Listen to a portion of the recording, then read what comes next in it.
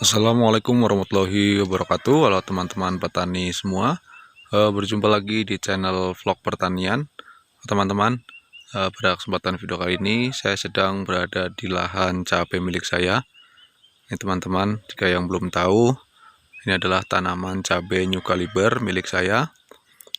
Nah, untuk umurnya ini saya sudah lupa, ini sudah hampir 150 harian setelah pindah tanam, dan ini sudah dilakukan pemetikan sebanyak 15 kali teman-teman.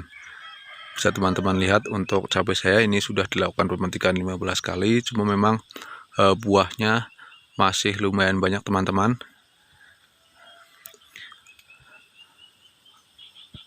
Ini adalah cabai New Caliber teman-teman, ini bisa dilihat teman-teman untuk buahnya, karena di sini di tempat saya sudah mulai turun hujan.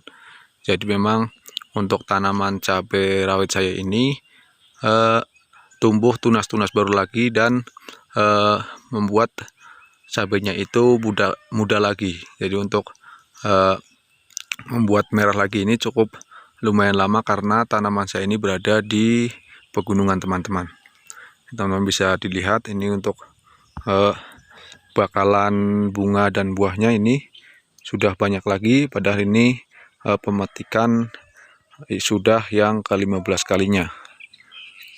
Dan untuk pemetikan yang kemarin ini paling banyak adalah 93 kilo. Ini tanaman kurang lebih itu 2000 batang teman-teman. Dan untuk itu bisa dibilang untuk panen rayanya saya mendapatkan 93 kilo. Dan alhamdulillah harganya masih stabil di angka 55.000 di tempat saya di Banjarnegara. Jadi untuk teman-teman petani semua, khususnya petani tanaman cabai rawit, tetap semangat, tetap dirawat cabainya, karena harganya juga lagi bagus. Nah, ini teman-teman, ini sebenarnya buah baru ini. Nah, untuk karena sudah memasuki musim penghujan, ini saya punya sedikit tips untuk teman-teman untuk yang sedang menanam cabai. Jadi untuk agar tanaman teman-teman tetap sehat dan terhindar dari layu, ini teman-teman harus melakukan beberapa cara agar tanamannya itu tetap sehat.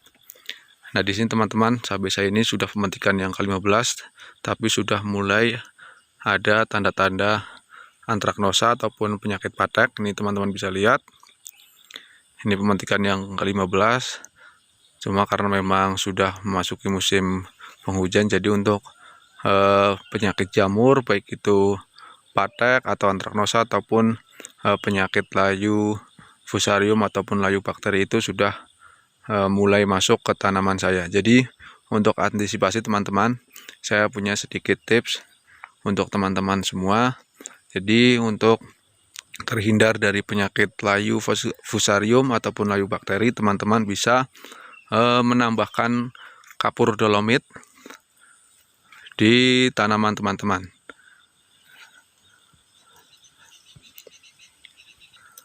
Nah, ini teman-teman, tanaman saya juga sudah saya kasih kapur dolomit. Ini bekasnya ini 1 minggu yang lalu, ini tapi masih ada bekasnya.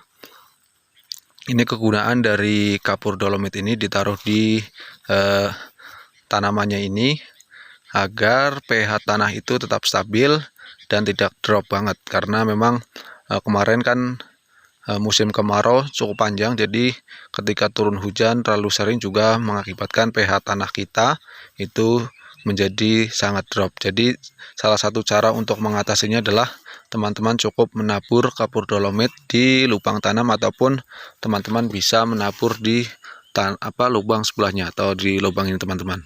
Ini sebenarnya ini lubang untuk melakukan pupuk susulan teman-teman. Tapi jika teman-teman ragu ataupun takut jika kapur dolomitnya ditaruh di lubang tanam seperti saya ini, teman-teman bisa menaruhnya di lubang sebelahnya. Ini kalau lubang sebelah ini saya gunakan untuk pupuk susulan. Dan ini kapurnya saya juga taruh di lubang tanam ini. Insya Allah tidak apa-apa teman-teman, tidak jadi masalah, karena saya pun sudah melakukannya itu. Ini adalah bekas kapur dolomit. Teman-teman, untuk dosis pengaplikasian kapur dolomit untuk pertanaman teman-teman cukup satu genggam ini aja, segini, kira-kira segini, lalu ditaburkan di lubang tanam. Kemudian juga tips selanjutnya yaitu adalah teman-teman bisa melakukan pengocoran menggunakan fungisida sistemik maupun kontak. Teman-teman campur nggak masalah, dikocorkan di lubang tanam. Ini kemarin saya sudah melakukan pengocoran fungisida di lubang tanam juga untuk menghindari terjadinya penyakit layu fusarium maupun layu bakteri. Nah, teman-teman bisa dilihat ini bakalan bunga dan buahnya ini cukup lumayan bagus, padahal ini pemetikan yang ke-15 kali. Ini teman-teman, ini adalah cabai rawit New Caliber. Dan untuk buahnya, ini teman-teman bisa dilihat, itu untuk buah cabai New Calibernya. Ini adalah buah kedua ataupun buah yang susulan. Jadi kemarin karena sempat terjadi kemarau panjang di tempat saya, jadi untuk pertumbuhannya saya rasa kurang maksimal. Jadi ini setelah turun hujan beberapa minggu ini sudah mulai ada tunas-tunas baru dan sudah ada buah yang baru juga, teman-teman. Ini juga tanaman saya sudah ada yang terkena penyakit antraknosa ataupun patek. Nah, untuk antisipasi penyakit antraknosa ataupun patek, teman-teman bisa menggunakan fungisida sistemik untuk dilakukan penyemprotan, dan untuk interval penyemprotannya teman-teman bisa 1 minggu itu 2 kali. Untuk merek dagangnya ataupun bahan aktifnya teman-teman bisa menggunakan bahan aktif difeconazole dan lain-lain. Silahkan teman-teman pilih sendiri yang kira-kira cocok ataupun yang biasa teman-teman gunakan. Yang penting untuk penyakit patek ini teman-teman jangan lupa dicampur dengan menggunakan fungisida dan bakterisida. Ini paling penting teman-teman. Jadi rahasianya itu adalah teman-teman harus melakukan penyepraian menggunakan fungisida dan bakterisida. Karena menurut pengalaman saya teman-teman, jika teman-teman hanya melakukan penyepraian menggunakan fungisida saja, itu saya rasa itu kurang maksimal. Jadi teman-teman juga harus menambahkan bakterisidanya. Untuk fungisida dengan kandungan bakterisida, teman-teman bisa menggunakan fungisida dengan merek dagang itu Baktosin. Itu fungisida plus bakterisida. Nah, itu teman-teman sedikit tips dari saya, semoga bisa membantu teman-teman yang sedang menanam cabai rawit ataupun yang sedang tanamannya itu sudah mulai panen. Jika tanaman teman-teman itu terserang penyakit antraknosa, dan untuk teman-teman yang tanamannya terkena serangan layu fusarium ataupun layu bakteri, teman-teman juga bisa melakukan penaburan kapur dolomit ataupun kocor fungisida di lubang tanam. Teman-teman, nanti kita keliling lagi melihat cabai saya. Ini adalah cabai rawit New Caliber. Ini untuk tanamannya cukup tinggi-tinggi teman-teman.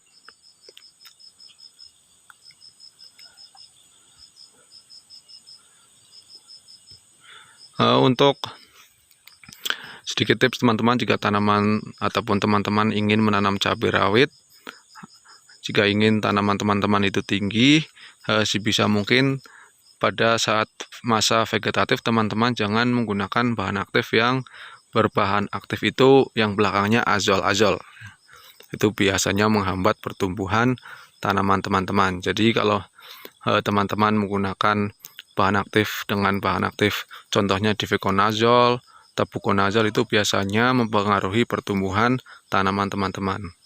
Jadi biasanya tanaman teman-teman itu menjadi kerdil jika penggunaannya itu tidak di rolling dengan menggunakan fungisida berbahan aktif chlorothalonil ataupun mancozeb dan lain-lain. Nah, ini untuk penggunaan fungisida saya ini untuk bahan aktif tebuconazole ataupun difeconazole saya menggunakan pada saat tanaman saya itu sudah memasuki masa generatif. Jadi ini lumayan tinggi-tinggi tanamannya teman-teman.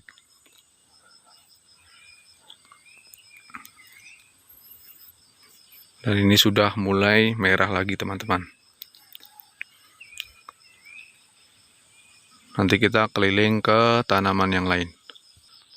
Nah, teman-teman, ini tanaman saya ini sudah tidak bisa dilewati. Ini cukup susah untuk dilewati karena memang tanaman yang sebelah sini ini sudah mulai ke sini nih.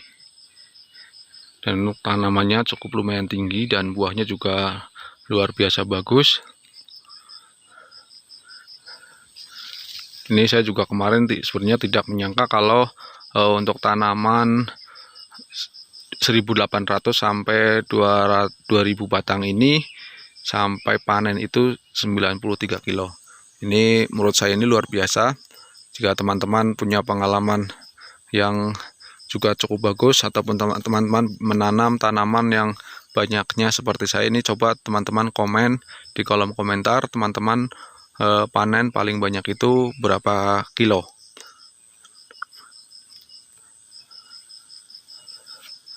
Karena memang ini saya baru pertama kali menanam cabai rawit. Biasanya saya menanam itu cabai merah keriting. Ini tanamannya luar biasa teman-teman. Ini untuk buah barunya ini juga lumayan besar-besar. Ini.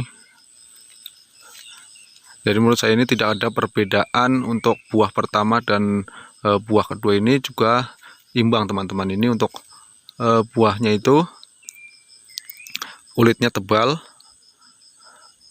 Ini cukup tebal teman-teman dan keras. Jadi untuk bobotnya ini lumayan berat. Jadi untuk bisa memaksimalkan kualitas panen teman-teman semua.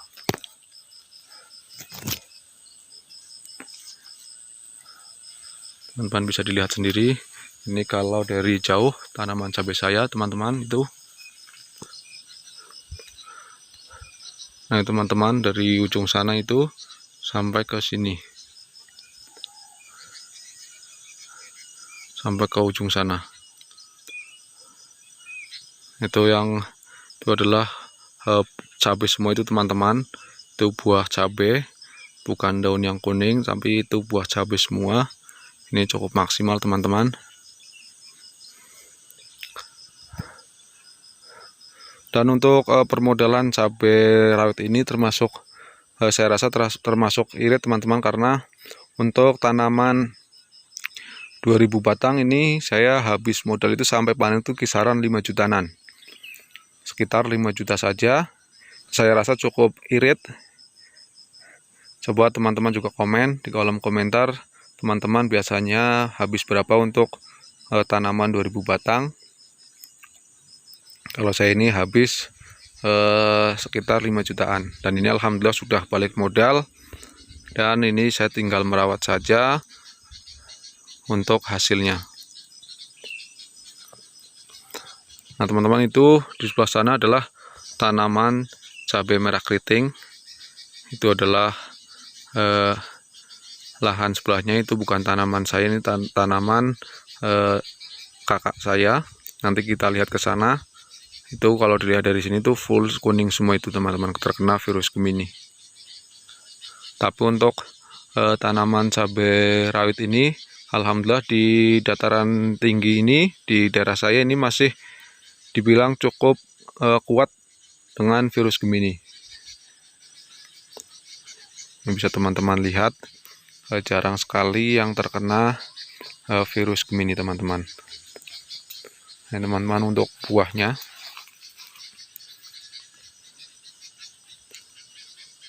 cukup besar-besar teman-teman. Ini hampir satu jari saya ini. Ini adalah buah, sudah memasuki buah kedua.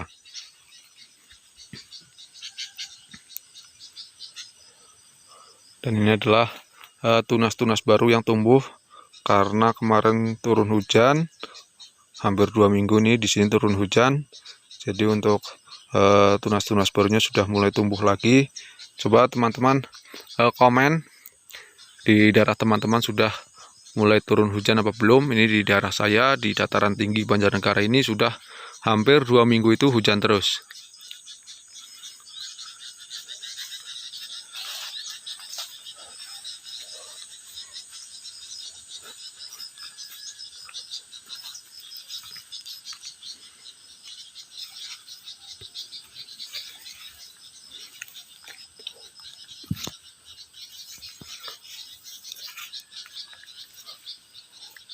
Kita lihat untuk tanaman CMK-nya. Itu adalah milik kakak saya.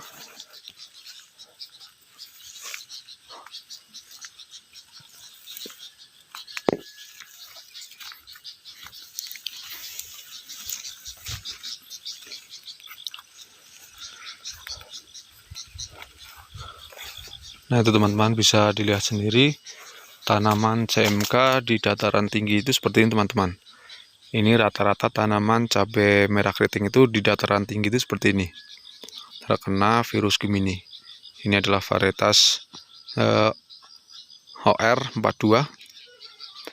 Ini full terkena virus Gemini. Jadi makanya kenapa saya pindah menanam cabai rawit merah ini, karena jika menanam CMK ataupun cabai merah keriting itu terlalu riskan teman-teman. Itu full terkena virus Gemini. Nah, ini teman-teman bisa dilihat sendiri untuk buah cabai new caliber ini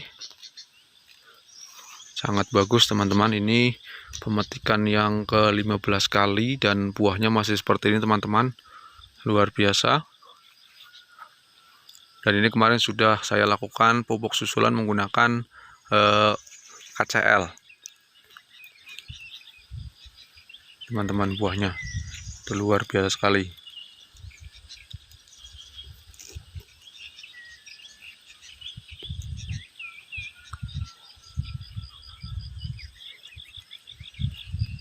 Dan ini masih ada bakalan bunga dan buahnya lagi teman-teman.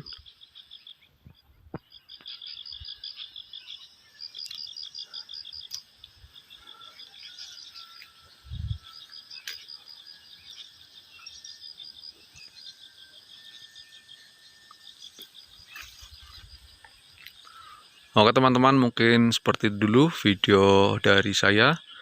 Jika ada yang ingin dipertanyakan, silahkan tulis di kolom komentar. Nanti insya Allah saya balas satu persatu.